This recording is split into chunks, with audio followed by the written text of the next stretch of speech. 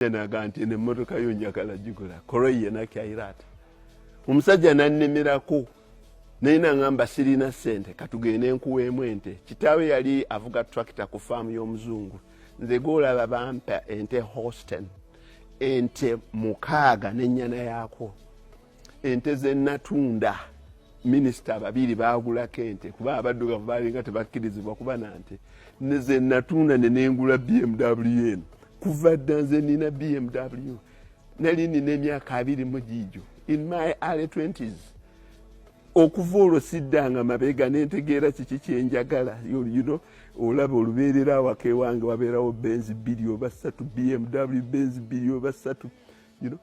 kati bw'otunuulira omusajja nga you know alina formatic UAH eya 2 mukaaga 2 musa n'omulaba alina ente alina faamu n'omubuuza okoleraani tabaka kikyamu n'aba nga akyagirina ate n'ateekako endala n'aba nga ate akyagirina oba blutek zezize n'agyongerako n'omubuuza okoleraani lwaki abavubuka temwebuuza nti abantu abo bakola batya lwaki nkyakola nnyo kisigenda okuba ekibuuzo kyammwe ekinene kukuuma bugagga kyangu nnyo okukola ssente yes kyangu nnyo okukola ssente kizibu ssente ezo okuzitaaninga mu by'obugagga naye ate kisingirayo ddala obuzibu kwe kukuuma obugagga n'okula nkyali mu 5 mu gijo naye n'oyingira enkaaga ng'okyali mugagga nga bakirumira bamoha ne kiwanuka bakisozi kiwanuka kisozi alina ettaka abantu nze nnima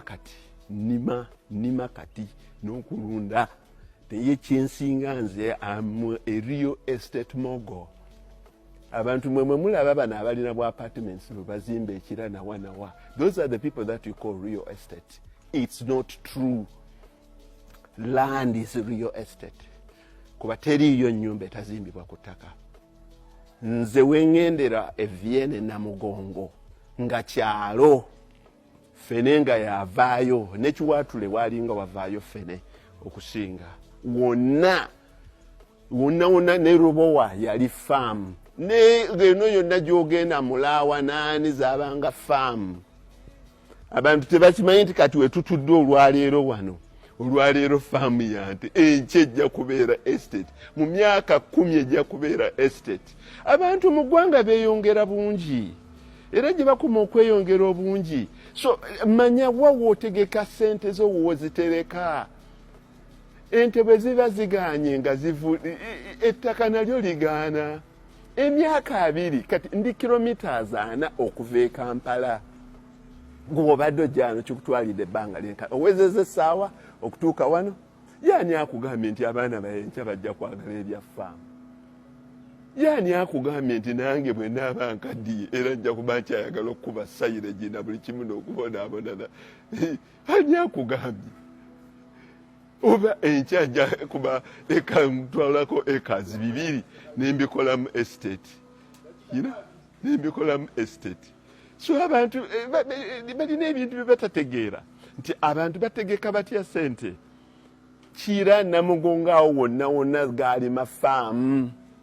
kati wajjudde mayumba abantu tebatamanyi that you strategically position yourself. The jobs of today are not going to be the jobs of tomorrow. So the investments for tomorrow are not the investments of today. Cities emerge, grow and decay. Ebibuga bitandikawo nebikula nebigejja nebivunda. Ani akyayagala nnyo okukola shopping mu Kampala wakati? Obanze nina wali shopping mall quality nalya njirabe ejjuza okusinga ze Shoprite eziri mu kibuga wakati. Ani akugambye nti emyaka 10 oba 2 gye bujja maaso abantu bajja kuba bakyayagala okubeera ekira mujjamu w'ekira oba bajja kuba beeberera eno mukono kuba tuzimbire flyovers nze kinyanguyira nze amaka gaye gali Muyenga naye kinyanguyira nnyo bwe mba nina meeting ey'okumakya mu ofisi yange okwesuulira ku faamu yange kuba sirina wensanga jamu okuva ne nakifuma mpitira wali Nakwero kira ng'andi mu ofisi yange naye bwe mba nsuze Muyenga jamu oku Green Hill wali mu industrial area 7th Street n'ogenda n'ojja n'otambulira Kireka jamu ali awo ensi ekula abantu bagenda bafuluma abantu mutegeere wajja mulina okuteeka ssente zammwe si ezaleero lwokka naye n'enkya we zigenda okukolera amagezi kati olaba bisagazo olwaleero ekyo ojja kusangawo Ultra City oba Satellite City. So people need to think beyond what they are seeing today. So abavubuka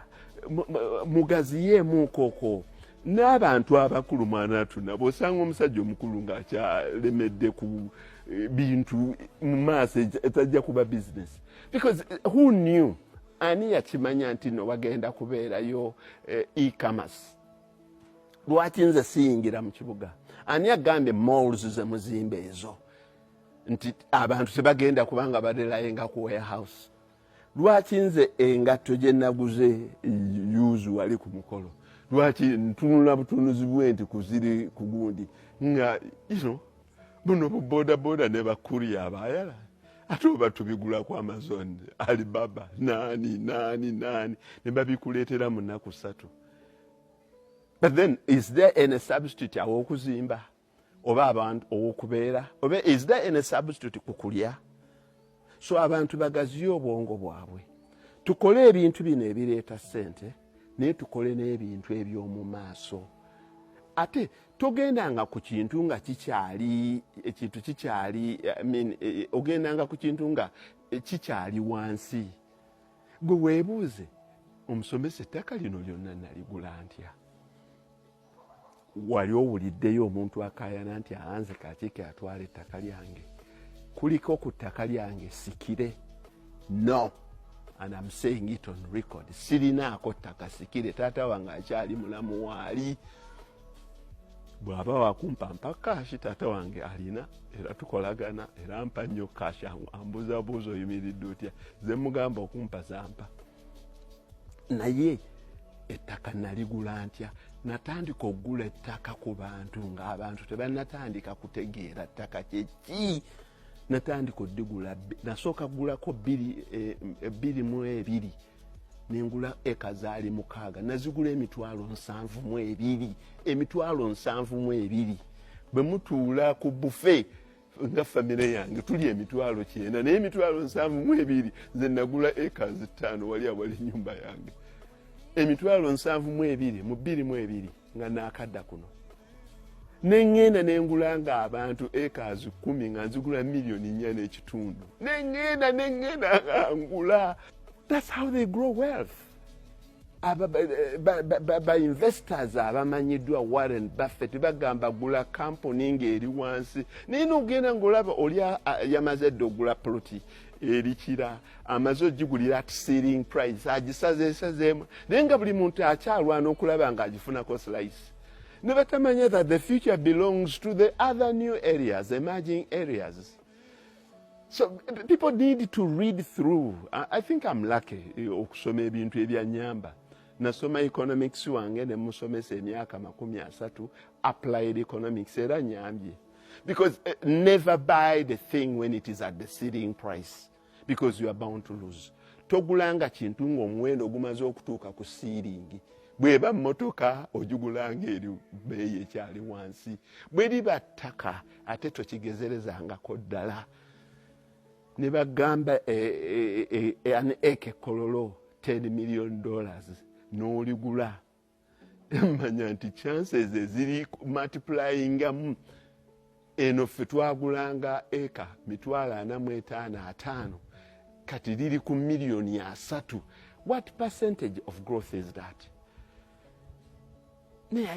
You know, abantu abagula ne bafuna mu kololo beba abantu abagula edda nga kololo abantu tannalinnya n'ebitundu byonna ebirala omanyanga okw-identifyinga opportunities, new opportunities. Naye bw'owulira munno yasuubula